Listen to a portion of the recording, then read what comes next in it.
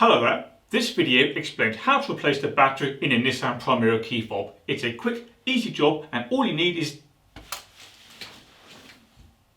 a couple of screwdrivers. Welcome to Car Spy TV.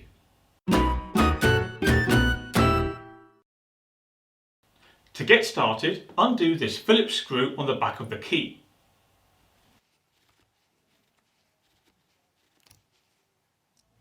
Now note that the key has a line around the edge, that's where it splits open. Note too that this line widens here at the corner.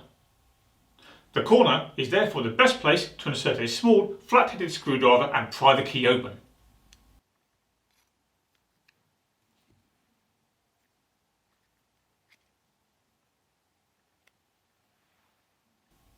Next, remove the battery.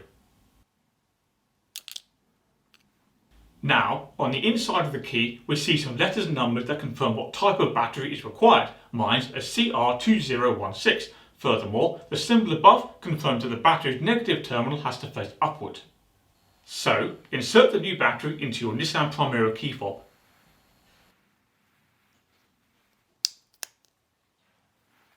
Now clip the key back together.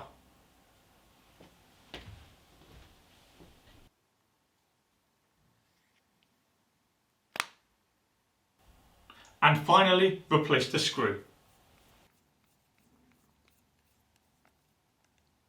And that's it, job done. We've replaced the battery in a Nissan Primera key fob. Before you go, don't forget to subscribe to my channel, ask any questions via the comment section, and do me a favour and click like on this video.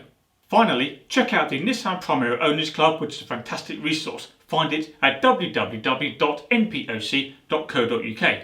Right, that's all for now. Where did I leave that screwdriver? Thank you for watching.